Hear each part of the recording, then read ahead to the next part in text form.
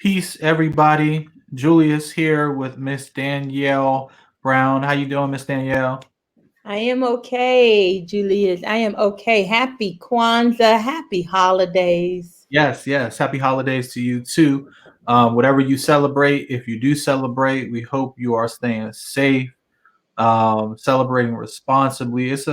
We were talking in pre-show about how holidays now are different for folks. You know, it's a different time. So we really want to try to make sure we share a little bit of hope, a little bit of positivity, some reflections with people. But before we get into it, let's do what we always do: a quick moment of silence for those who are no longer with us.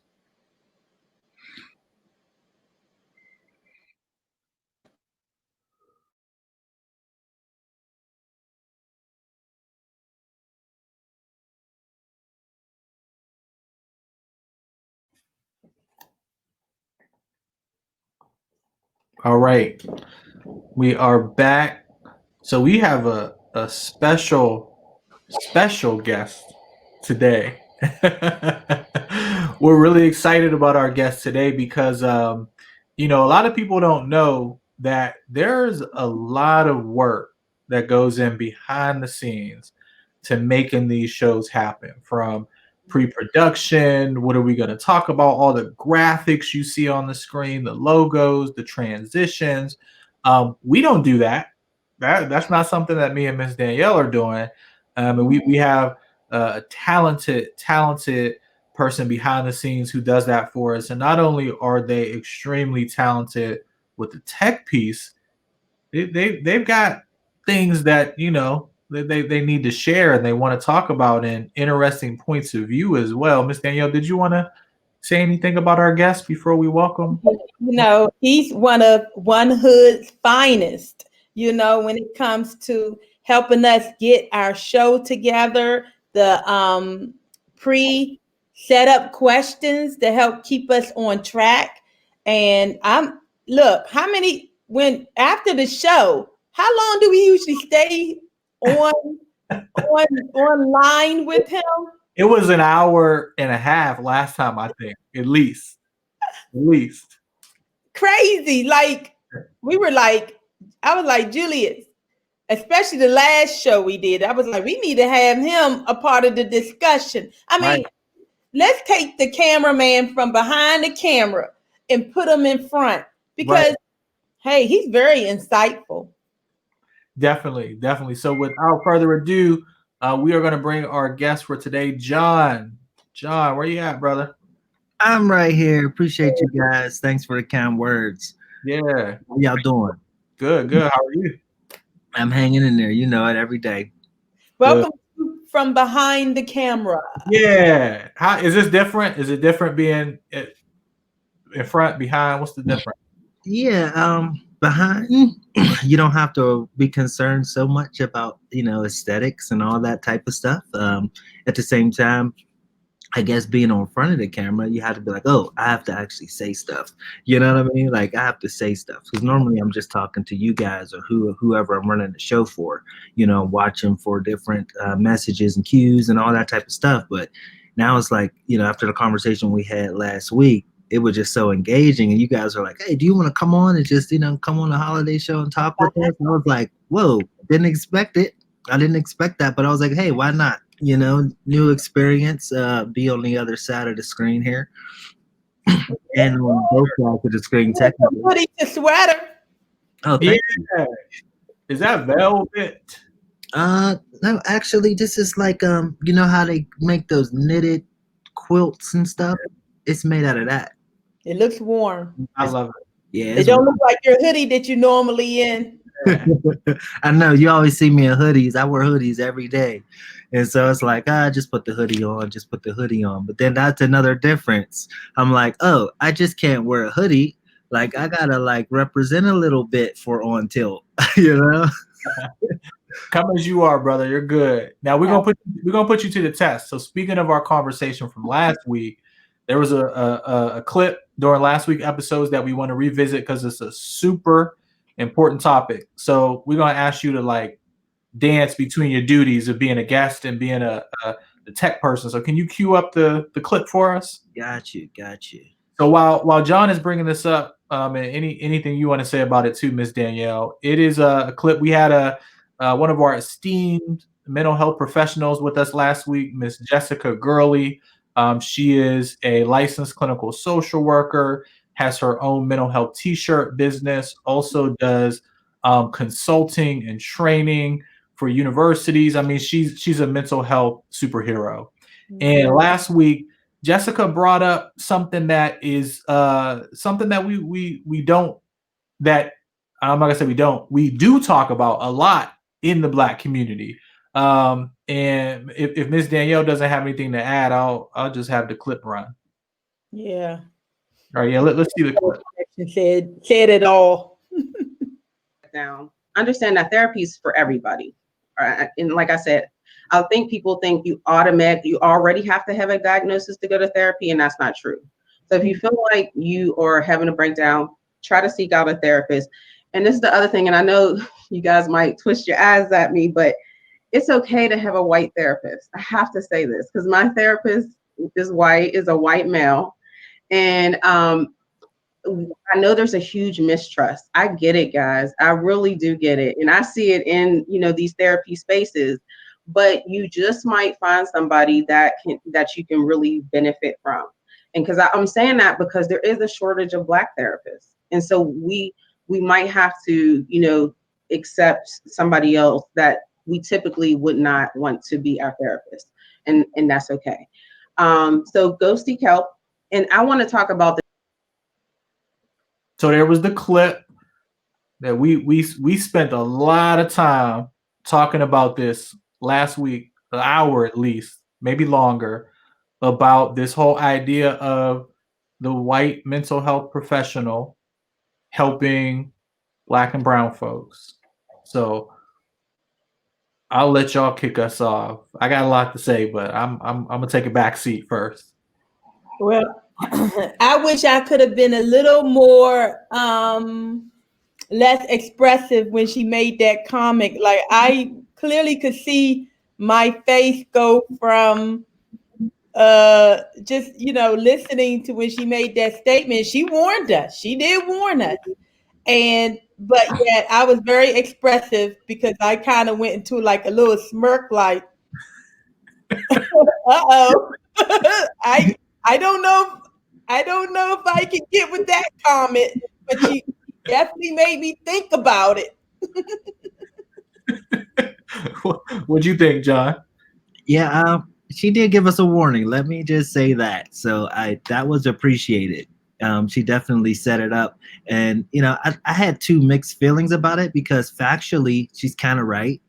Factually, because there is a shortage of Black therapists compared to white therapists. So I got in essence, she's saying, we may want Black therapy because it's more relatable. And, then at the same time, why would you sit in front of the enemy, right? And it's like get help instead of waiting, because the longer you go without help, the worse it is. So like anybody trying to help you is better than no help. I got that part, but I just couldn't get with the go see a white therapist part. I mean, it was like, well, I always think, why would I sit with somebody who can't even relate? You know what I mean? Like, that's just me personally. It's like, why would I sit with somebody who can't relate to my experience? So it's like, on some points, if we're just in a general scope of things, if I'm sitting with you, you're the white therapist, and we're in a general scope, okay, you can relate. You're alive just like I am. But once I get down into the culture and how I'm seeing things from Black perspective, you can't relate. And the point of therapy is for you to kind of relate to me, right? So that you can help me. Am I right? I think that's part of it. There's some, when you talk about traditional therapy models, I know that some of the therapists that I've come under, they say you should only give this much of yourself, because what could happen is if I'm the therapist and I just start to tell you everything about me, then it kind of takes away from the clinical therapeutic relationship, right? Now you stop looking at me as a clinician and you're like, oh, Julius is like, he's a cool dude. Like or I don't like him. So you start looking at me differently than just the clinician. I'm a firm believer in, they call it self-disclosure. If I have an opportunity to connect with you, I'm diving in and I'm connecting with you. I'm not going to hide who I am so that you can think that I'm some kind of unbreakable, unpenetrable therapist. What good does that do if I can't establish a relationship with you? Yeah. So when I do work and trainings with therapists, some of the things I say, they're like, well, that ain't clinical. Like, that's not a best practice. That's not a clinical best practice. But a lot of the clinical best practices are whitewashed. Like, that's, we got to be realistic about that. Yeah. When you say that though, like compared to what she was saying, it makes total sense to me, as a Black man. Like, 'cause, like, I put myself in the shoes. Like, you guys know from previous conversations, before I got this far down on the tech road and working in production, I worked for about 10 or 15 years in CBT and, cognitive behavioral therapy and intervention, with people who were like suicidal and all that stuff. So I had a little stint in social services for about 10 years. And it's still something that's close to my heart. You know what I mean? Just loving people, helping people, and seeing people, get the help that they need. And it reminds me of if you can't say any words to the person, and all you have to go on is what you see, what you see about them. No words. Take all the words out. Nobody can talk. Would you put a Black person who needs a therapist in front of a white person that is a therapist? Would you do that? Just based upon what our nonverbals do, because like when we think about the oppression, the culture, the stereotypes, all that stuff is still inside of our heads. If you put a Black, person who needs help in a room with a white therapist, most Black people are not going to be comfortable in that situation. They're just not, because of, how things are viewed. And a lot of that is based upon how things are, like what stuff that has really happened. And so, like, I think it's a hard thing to ask a Black person who's gone through so much trauma to sit in front of the thing that they think is causing the trauma.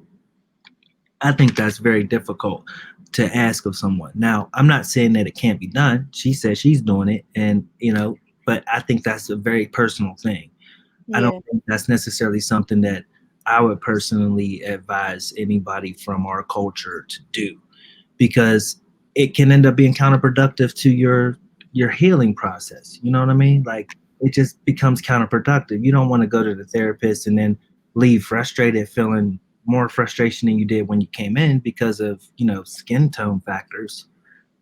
And I think that's the real issue. Is that's what you're dealing with, is that. And when you say what you just said, that's what it reminds me of. It's little examples like that. Because I've been in situations with white kids and white parents where, and I was working with, adjudication, those kids that are horrible in school, right?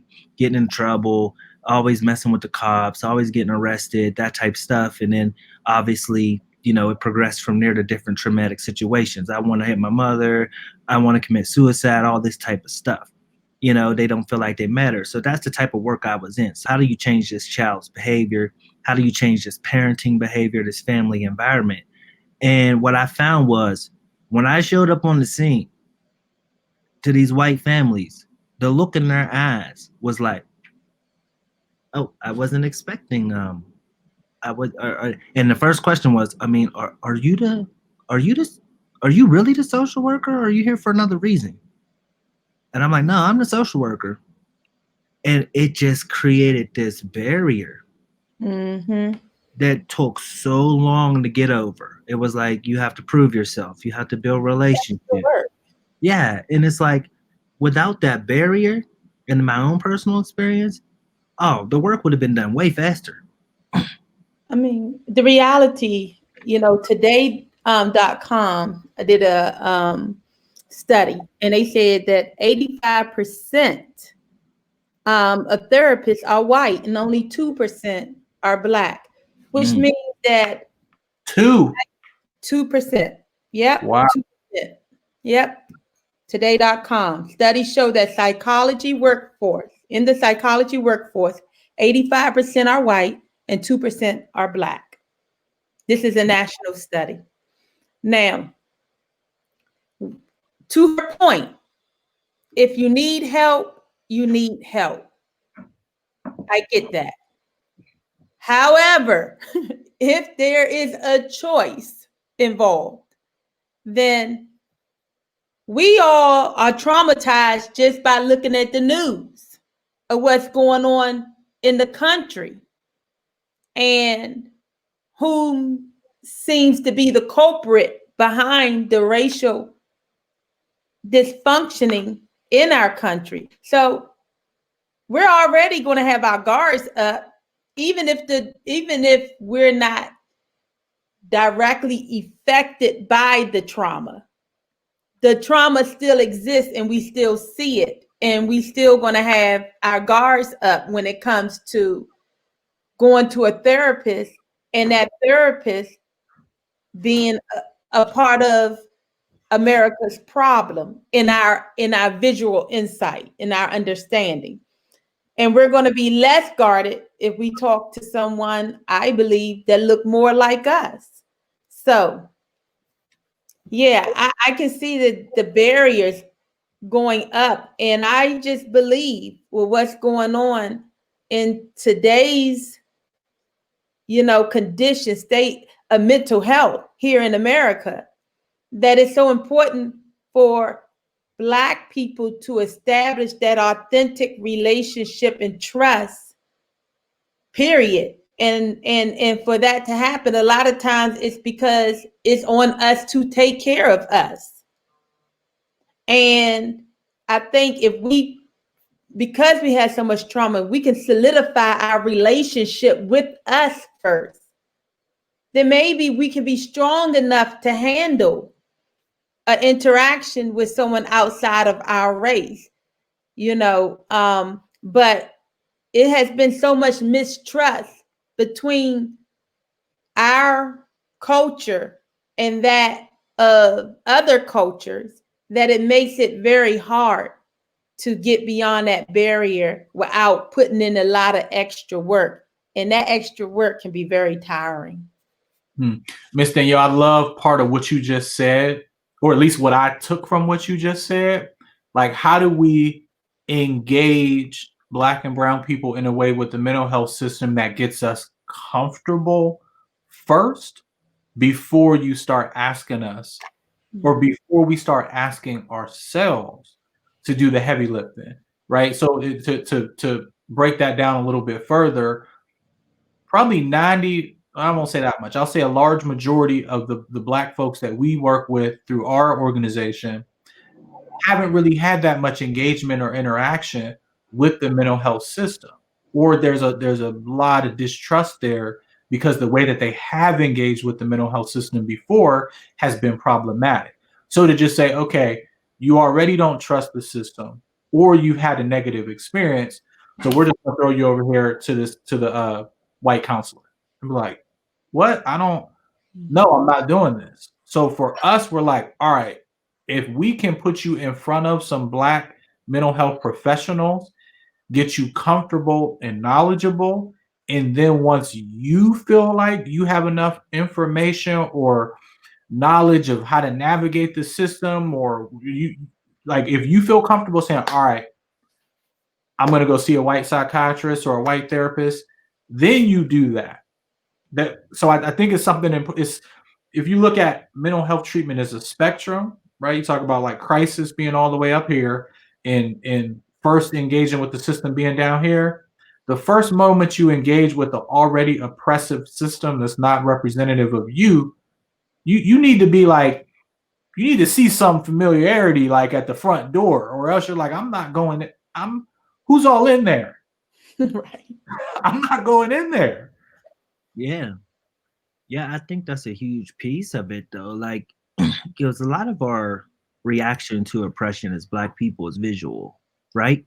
Like, it's very visual. So I'm not excusing the fact that it's tactile. You know what I mean? Like, okay, there's police brutality. Like, they're actually putting their hands on us, right? or that it's mental or socio-economical, where it's like, hey, you know what, you're highly qualified, you got the MBA just like the next guy, but they won't give you the promotion and you work hard. You know, I'm not excusing those things when I say that it's just visual, but from a visual standpoint, we are always on watch, always. And so, like, you know, we were talking, you guys had a show. I said we, like, because I'm in the background watching and I'm so engaged, right? You're always engaged. Right. But you guys are talking about the police brutality a few weeks back. And Julius, you made a point how it's like, as a Black man, you're always on watch. Like, you're always watching. You can see a cop miles down the road. And right away, your awareness is just locked in on them. But they're miles away. They can't even see you. But there's something in our visual that triggers that type of response. So, like, I don't think that that goes away when you're talking about a therapeutic relationship. You know, you're seeking help from a psychiatrist, psychologist, therapist, interventionist, whatever. I don't think that goes away. I think it actually becomes a little bit worse in a way, because, like, with the police, at least they have to physically approach you. Okay, they got guns, all this stuff. We know what happens, but at least I might have an opportunity to run away. I might have an opportunity to fight back some way, somehow. Very slim people get out of those situations, but somehow. But now you're talking about somebody messing with my head. You're talking about somebody, you know, in my emotions. So, like, Right. if I let you in, like, you're in. And how do I know you might not say something to me that may cause a lasting effect, or you may have a disposition based upon my experience? And a lot of that's not even verbal. So if I'm in the office with you as a white therapist and I'm saying something that triggers you, and you change your facial expression the wrong way, and I see that, like, that can really mess a person up on the inside. And I think that's the huge barrier for this thing. And for me, like, that's like a detractor. It's like, don't go through those doors. Like, really, you know, I wish more Black people would pursue careers in this area. Really, I do. But at the same time, you know, it's cautious walking. You got to tread carefully, because these are the little dynamics that you're dealing with when you're talking about going to go see a white therapist. You're dealing with these type of things, and that, what you're saying is, it's exactly what it is, man. It's exactly what it is. Do you think, let me ask you a question. Do you think that that works from even, you know, the other side, like you working with other white professionals in the therapeutic space? Like, you know, when you have to, like, confer professionally. Oh yeah, were you asking me? Yeah. Yeah, we talked. Isn't this what we talked about last week a little bit? I mean, I've had some experiences where, you know, if there's a mixed group of people from all different kind of backgrounds, or if it's you know, specifically white mental health professionals versus specifically Black, the dynamic is different. From me as an instructor or facilitator of those conversations, I feel like when I'm with a group of Black people, Black mental health professionals, and I'm doing a training with them, the conversation is different. They're talking about, you know, how do we cope with this? How do we get through this? The nuances of being Black within this field, and just the energy and the conversations are different. And I've noticed when having those same focus trainings with a group of white clinicians, the energy is different. It's almost like it isn't a collective process of like grieving or of trying to figure out how to cope. It's more of like a, hey, like give us the answer. Like, I want the answer to how to work with and treat Black people, or to treat people who don't look like me. And me, my personal experience as a Black man, as a Black mental health professional in that particular environment, it is super exhausting. It's like, because the question, and I said this before in another show that you're asking me, is teach me how to love you. Like, teach me how to love you, respect you, and value you. That's really what the essence of that of the all these like diversity, equity, inclusion, anti-racist trainings. It's like, teach me how to give me a reason or reasons why I shouldn't hate you. Like, why do we what? Like, that's Yeah. in in the mental health profession. Why is that even a thing? Why are you even in the field if you need to be taught about how to treat people who don't look like you? Why are you even? Yeah, that's a. I mean, like I like to throw that question at you too, Dannielle, because you worked in law enforcement and stuff. So like, You know, it's like, when Julius and you guys were talking, I was thinking about running groups. And, you know, when I was comparing the groups in my head from those of, you know, when I run a predominantly Black group compared to when I'm running a predominantly Caucasian group. And I would travel to different areas. In Washington, D.C., we had the city and then we had the suburban. So I would go to the, you know, the suburban and run groups, you know, in predominantly white areas. And let's just take something as simple as Tupac and rap. With a lot of young people, both of them listen to it, right? One of the songs we used to talk about is Dear Mama. Y'all remember Tupac's song, Dear Mama? Okay. yeah. Now, if we're talking about that in a predominantly Black group, the whole rhythm is felt. Like every word has a meaning and it's felt. You know, it was easy. I just got to tell you, when you said that, I thought of the "Mama Made Miracles Every Thanksgiving" line. Yeah, It automatically, like, it took me back to a moment of. It took me back to Thanksgiving, seeing mom literally cut up all the potatoes for potato salad. Like it just took me to the whole energy of Thanksgiving and like what it took to actually get that meal prepared for everybody. And not absolutely. think it's gonna be able to happen. Like, how are we gonna be able to even do this? And then it always happened. True. Absolutely. Absolutely. And you have relatable experiences in that song that everybody in that room could take something out of that song and relate to it. Now you go the same rap song. You go to the predominantly white groups. They love Tupac. Absolutely know all the words and everything. But the difference is they can't relate. They are missing the rhythm. And the rhythm is that they're listening to it for the beat. They're listening to it for the flow of how he rap. But they can't connect to the words and the experience. So if I'm seeing a white therapist, I'm looking for the vibe and the connection. I'm looking for, when I'm talking to you, it should be something authentic about our relationship that you should be able to tap into the soul of what I'm talking about, because there should be some familiarity. But often it's textual, in my opinion, because I have seen white therapists before, and it just seemed a little bit more textbook than when and part of it, I'm the problem, because again, I'm going in there with my guard up too. So I'm not really giving them my Black side in the beginning because I'm just not going to do it. That's an earn. For me to give it to you, either got to be Black or you got to earn it. So, so it's not fair. I got biases coming into it as well. Is it possible? Is it possible? I think this is an important question for all of us to answer before we got about 4 minutes. Is it possible, going back to Jessica's point, because I mean, she said, right, she has a white male therapist. Like, I won't say, is it possible? Wow, this is heavy.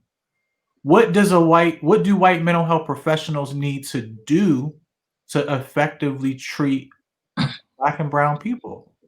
Or are we just saying that it's not possible? Because I mean, it's an industry that has been going on for so long with predominantly white people. So what do white people need to do to provide adequate treatment to Black and brown people? Mental health treatment.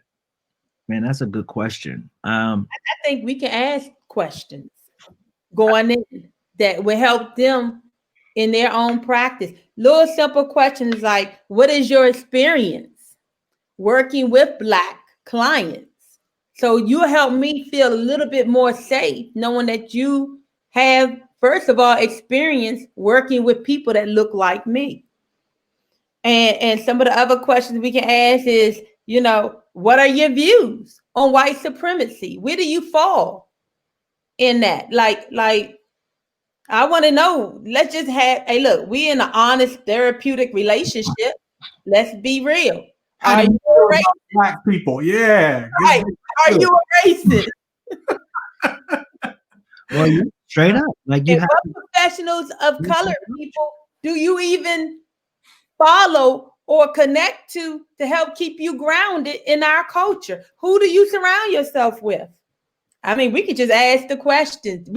Let's interview them to see if they qualify to be Right. in our head. You're like, nah, I'm doing my intake first. Hold off on yours. I got to do intake with you. Right. Yeah, I think she makes a good point. I think there has to be a change in the process because there's so many obstacles, right? And so, like, you have to.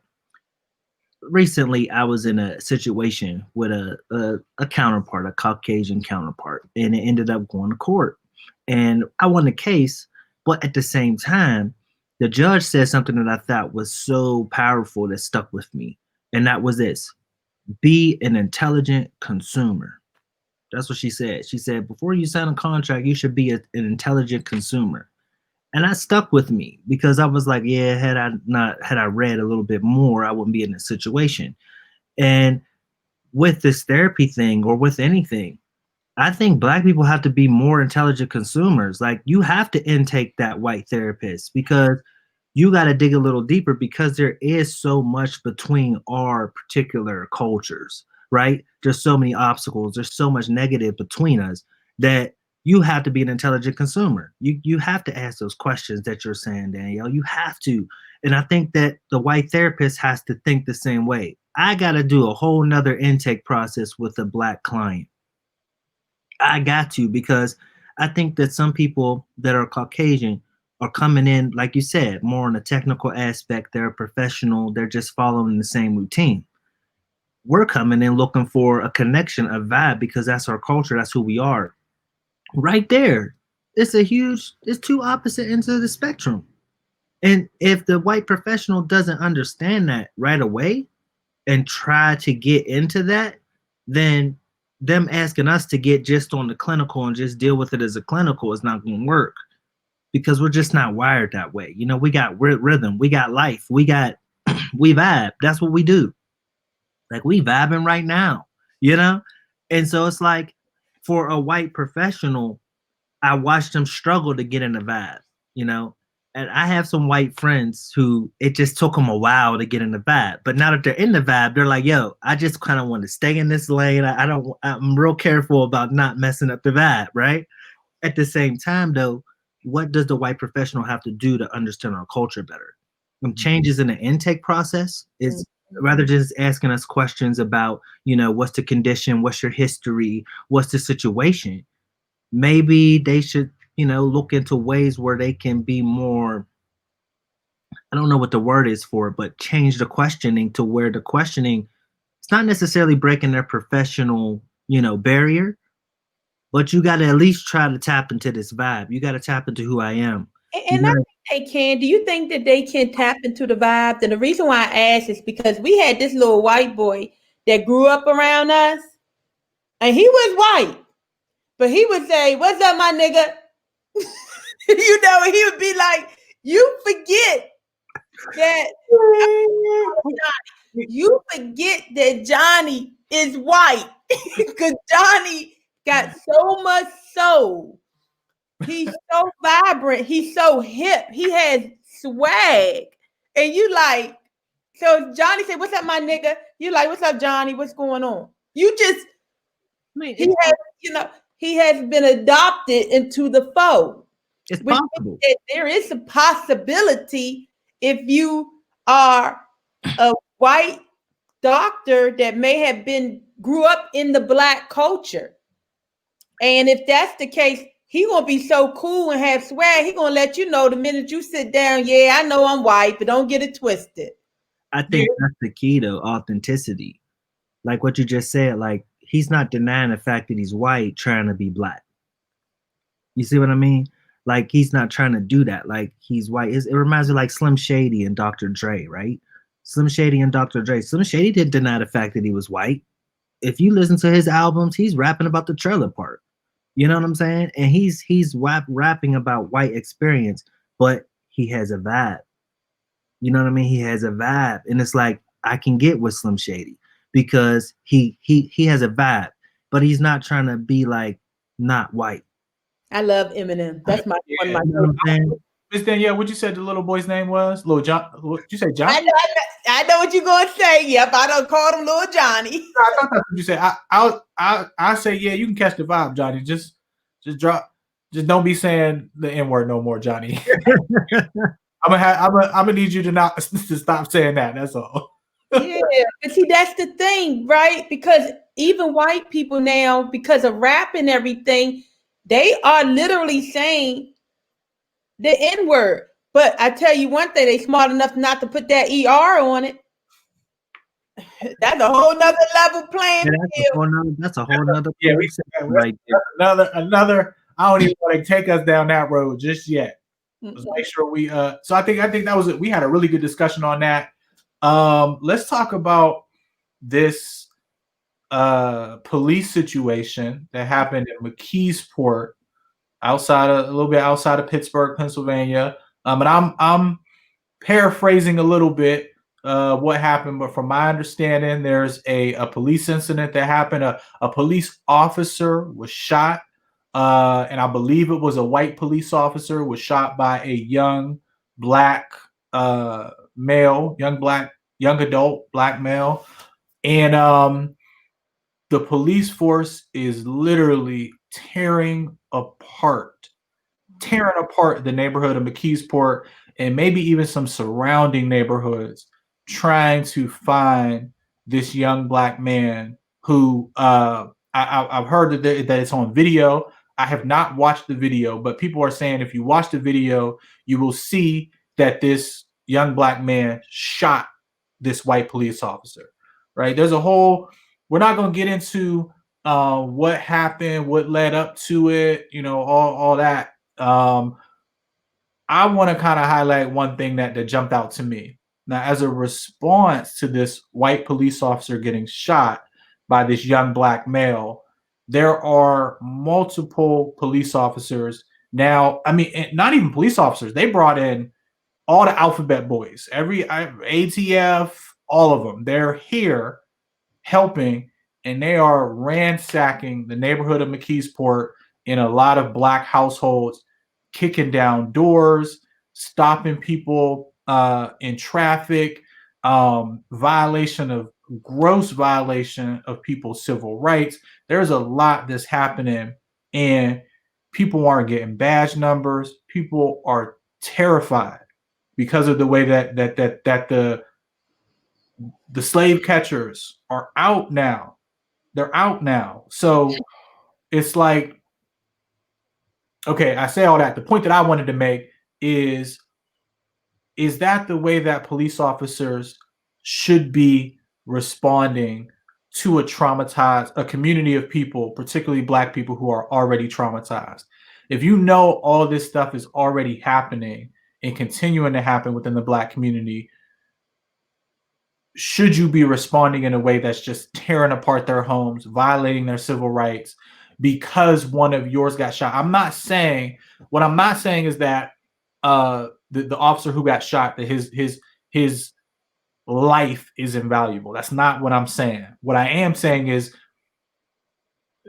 if it was a predominantly white neighborhood and if it was a white shooter, would this be happening? Would this be happening in suburban DC? Would it be happening in suburban Pittsburgh if it was a white person who did the shooting in a predominantly white neighborhood? Would doors be getting kicked down and people be getting stopped as they come out of the whatever luxury store shopping?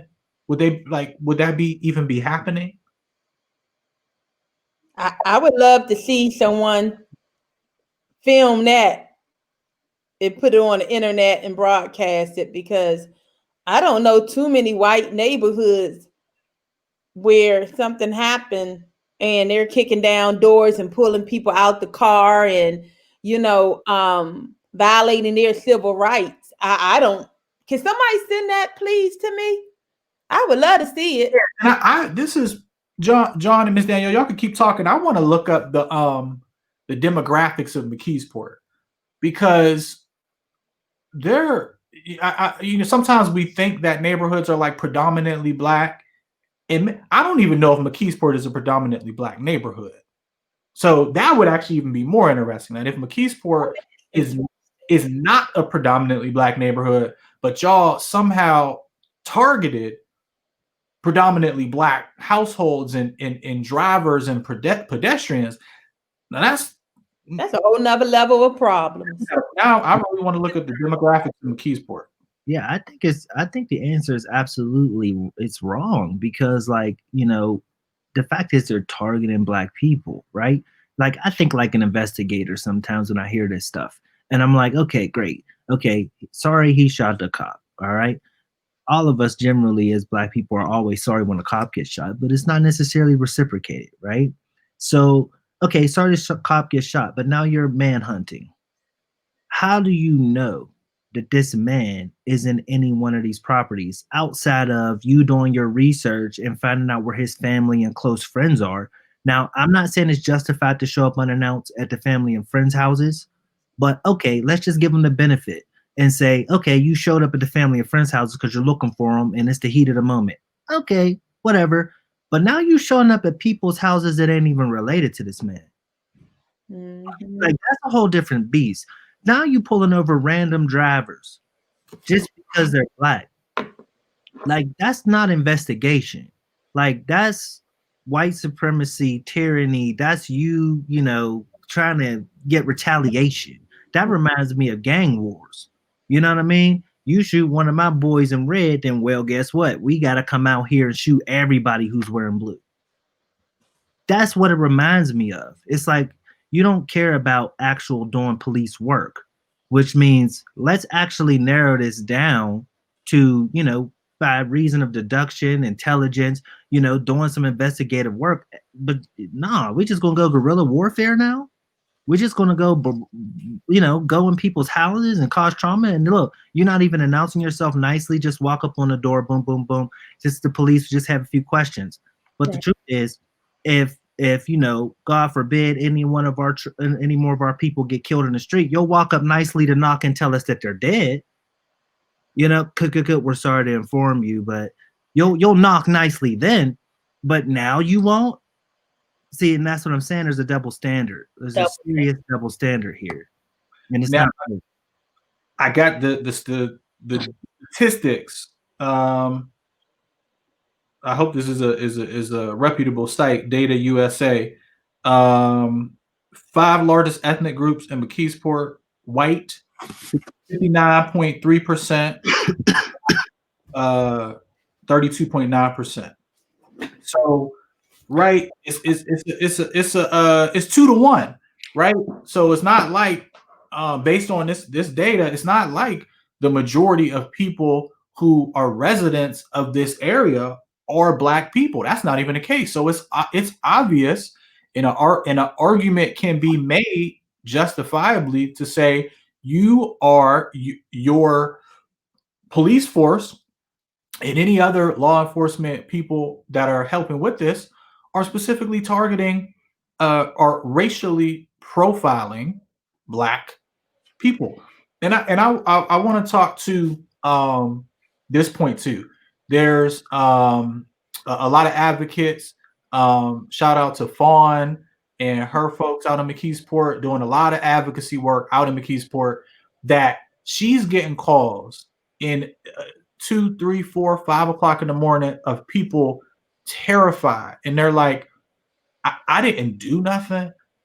I'm afraid. My son was in the house with me, or my grandchildren were with me, and they're kicking in my door, and I didn't do anything wrong. So imagine with the heightened police brutality and everything that's already happening, and you are a law-abiding citizen, and you just get your door kicked in for this, and you don't get no explanation, you don't get no badge number, you don't get an apology, you don't get nothing.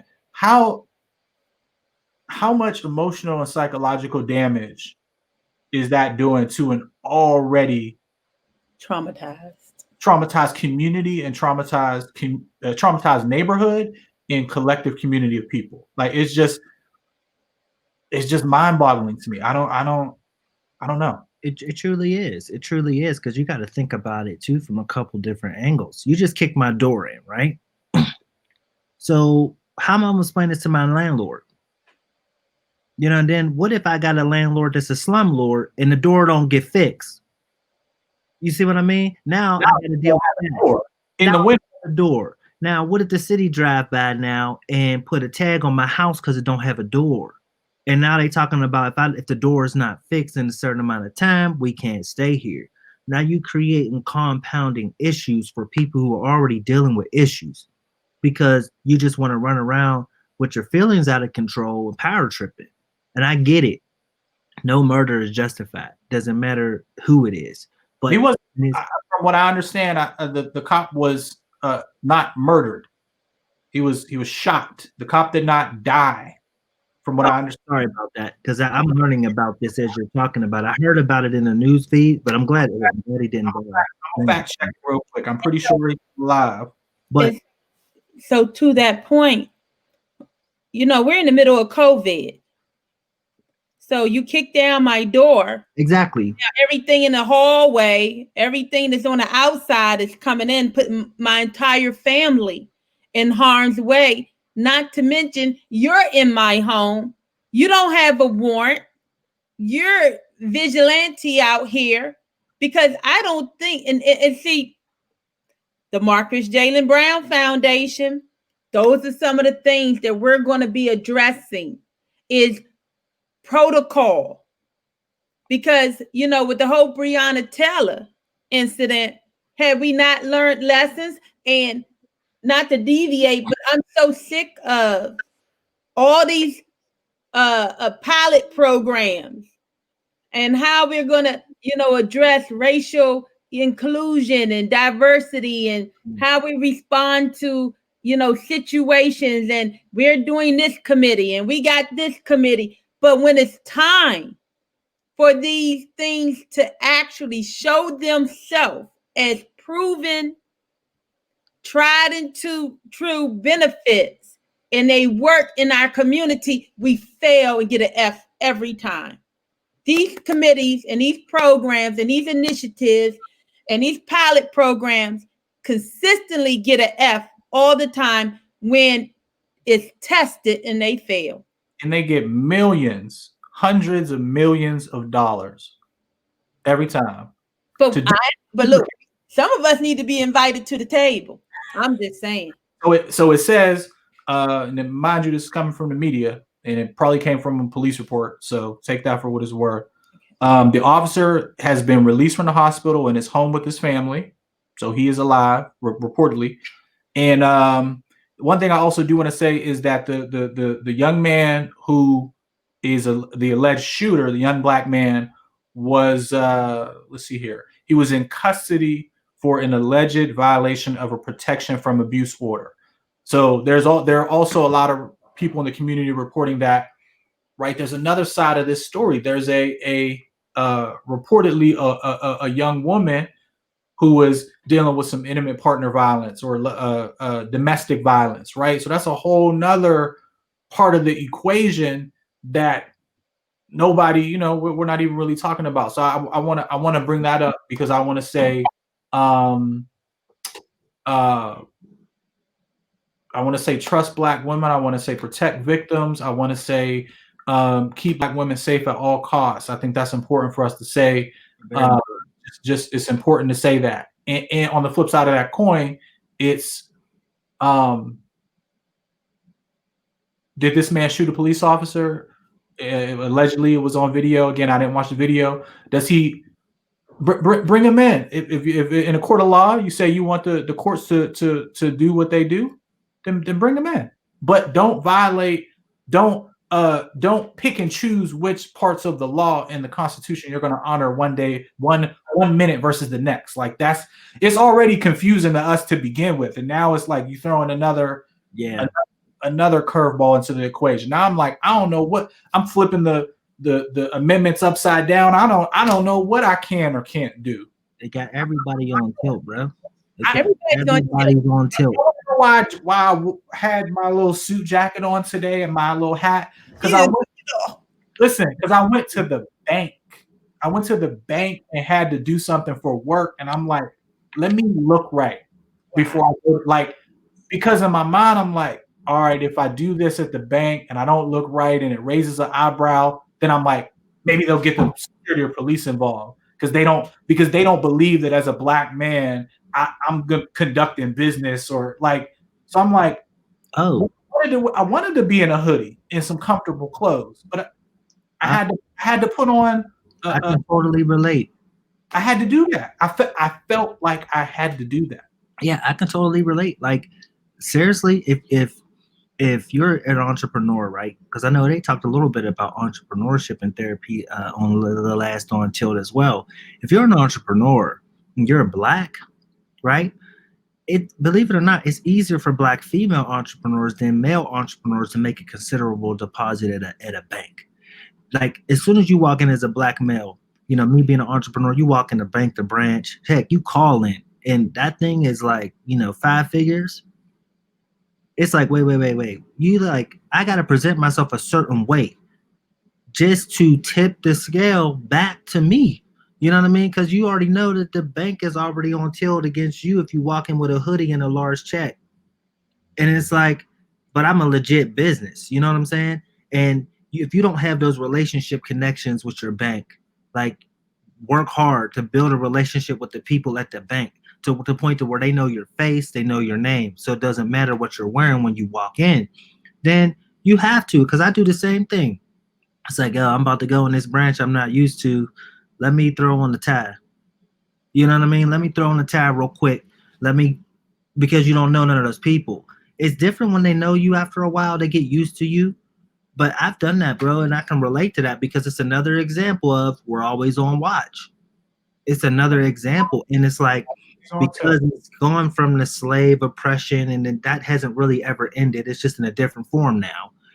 Now we're on watch everywhere in every area of our life. And we have to, we go through that. That's something that even from the mental health side, it's like, could a white therapist relate to that? Right. Because we're victimized. Yeah. Could you the time. So can you relate to the fact that I need therapy on how to pick out my clothes every day? Go to the bank. Yeah, I need therapy on how to actually go to the bank without tripping and being anxious. Can you relate to that? And it was even worse because I had to make a cash withdrawal. Then I'm driving with not an obscene amount of money, but money to where a question could be raised if a cop pulled me. Like, I got the receipt, I got the nonprofit documents, I can show you all that. But in my mind, I'm like, how am I going to explain this? Yeah. This envelope with money to a cop? Yeah, you're like, let me get in my car and get off these streets real quick. Like, let me get your plan. It was 1.5 miles from the bank to my office, and it was 1.5 miles felt like 15 miles. Yeah. Those are them little nuances that, like, we're talking about. Like, I still question, like, could a white therapist actually relate to that? I think white female therapists, like with a black female, easier because y'all have that female dynamic that, okay, you can. No. Am I wrong? Yeah. Look, black man, black brother, don't speak on something you don't say. No. That's just me, me just wondering. I'm like, hey, maybe it's easier for, black female, white female, maybe that's easier. You know what? Can I be real honest?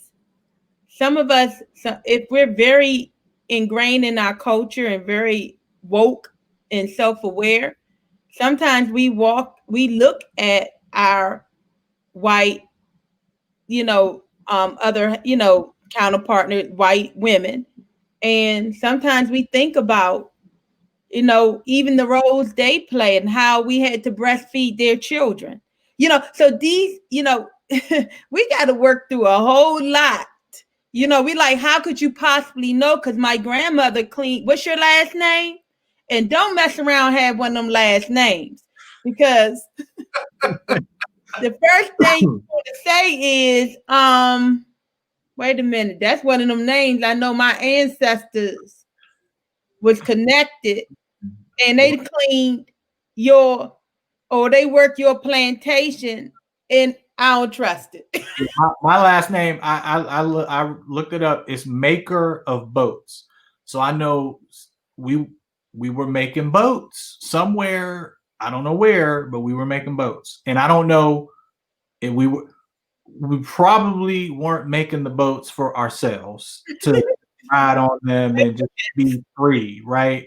A couple of them might have got rerouted, but so yeah, that's Boatwright, maker of boats.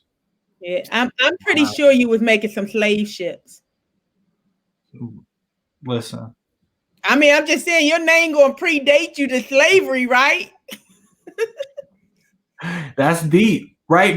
This all comes from trying to have a conversation of, can white mental health professionals provide quality care for Black and brown people, mental health care? Like, is it even possible? There's so much to it.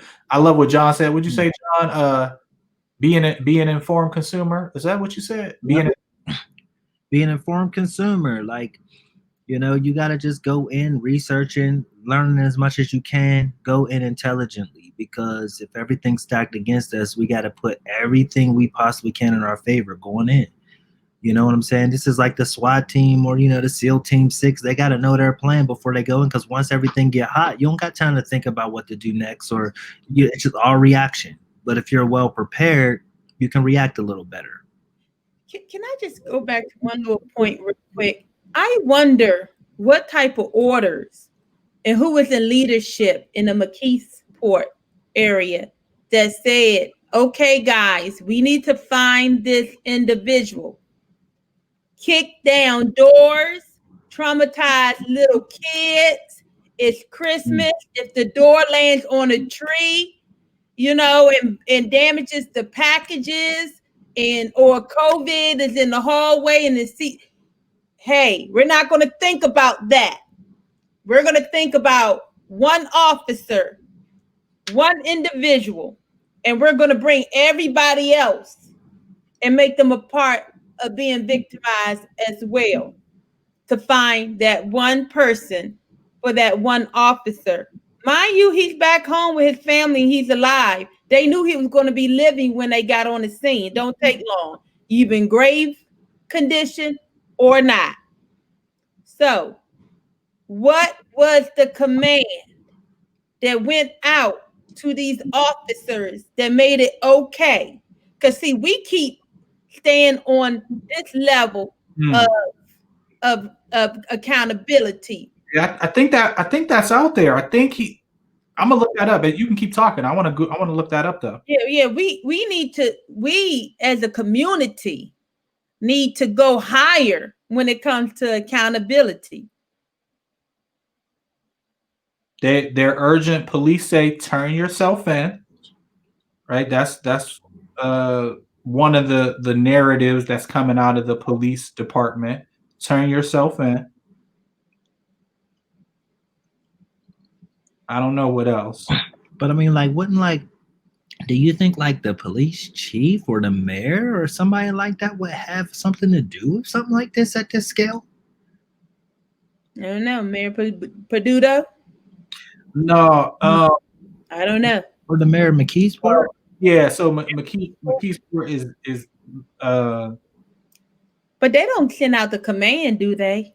It's usually the police chief of that police department. I think, I'm not sure personally, but I would imagine that once you start getting involved with like the ATF and all that, like the mayor definitely knows what's going on. Allegheny County Police Superintendent responded. So police also said that the 2 PFA victims are safe. So I think that's good news to come out of it. If I'm just with my family, right, like you said, before the holidays, I don't know nothing. I don't know what's going on with the situation, and you just kick my door in, and I'm working from home or watching The Young and the Restless, and I just get my door kicked in for nothing. Like, I'm not with that. That's not with that. That can't become the normal. Everybody says the new normal. I don't want that part of the new normal. I don't leave that part out. You know, you being there's something like that happen, and we're, you know, you're an active therapist. You know, I'm actively therapeutic on myself, but do you know we'll be traumatized in therapy over that for a very, very, very long time? Especially the kids. And we didn't even ask for it. Yeah. So we a little overtime. John, wow, this hour flew by. Didn't it? 10 minutes. Great. It was faster on this side. So, you know, we did talk about in pre-show about the holidays and how this is, we just know it's a challenging time for people. We know there's a lot of loss, a lot of grief, a lot of difficulty, financial difficulty, emotional strain, spiritual, right? We talk about the vibe and the energy. It feels like the whole pandemic and everything has thrown it off for us. So we definitely want to try to leave people with some kind of hope. You know, I know that it's a lot easier said than done and embodied, but I think it would be good for each of us to just leave people with some little something, some kind of glimmer, something. I'll say, wow.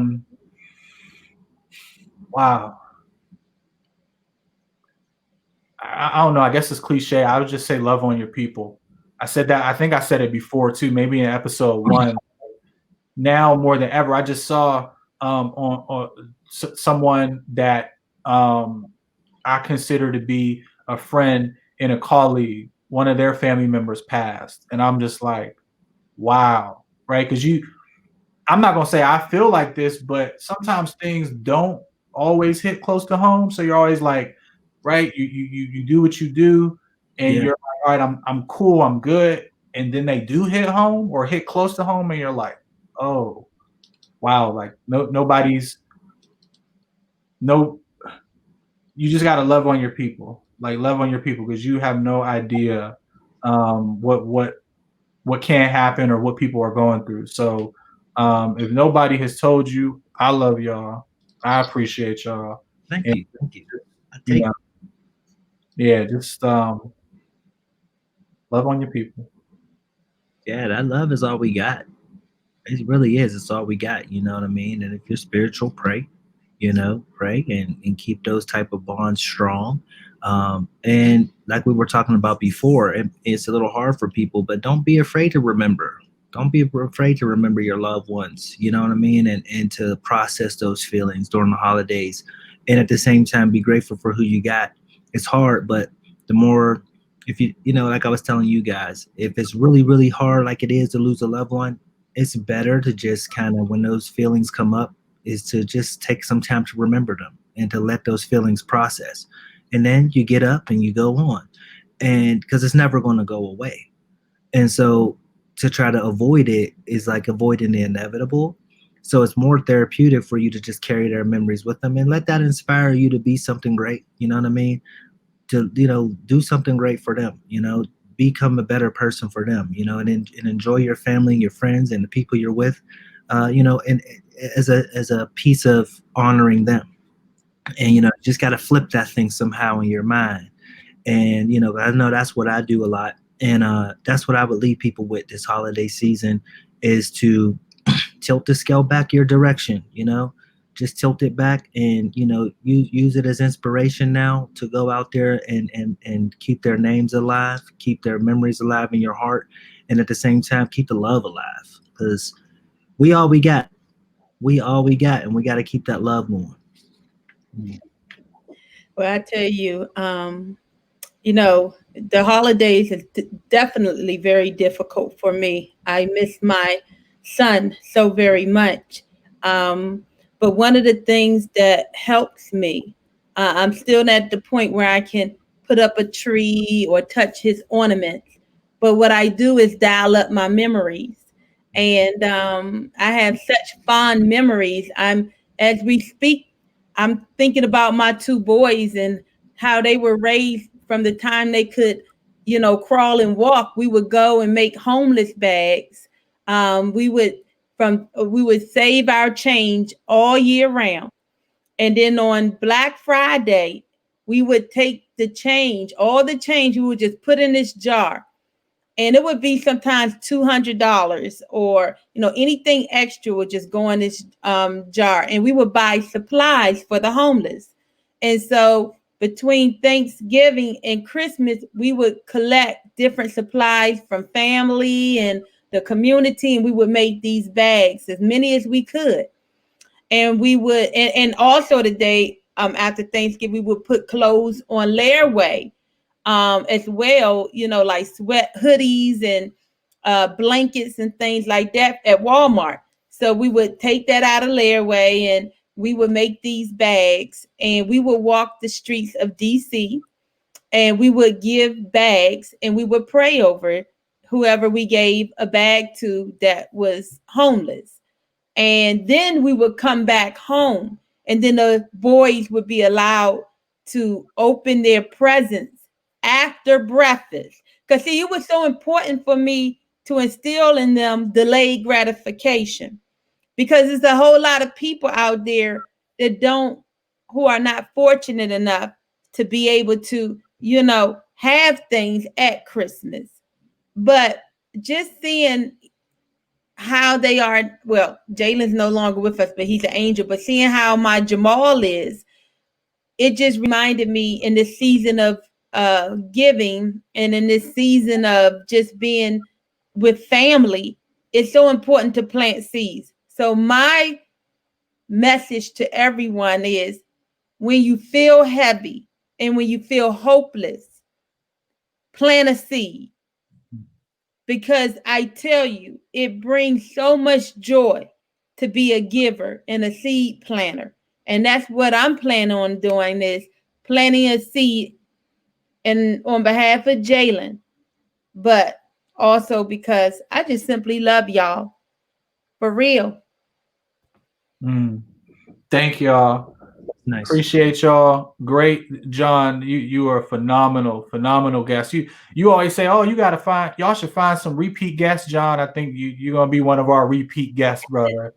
So, sure thing. For us, tell our viewers what number show this is for us. This is show number 13. Yay! We're well on our way. 13 is not a bad number. Nah, I love that number. Love that number. Happy holidays. I love y'all. Stay safe. Yeah, I love y'all. Thank you so much. We'll catch y'all next time. All right, y'all be blessed. You too.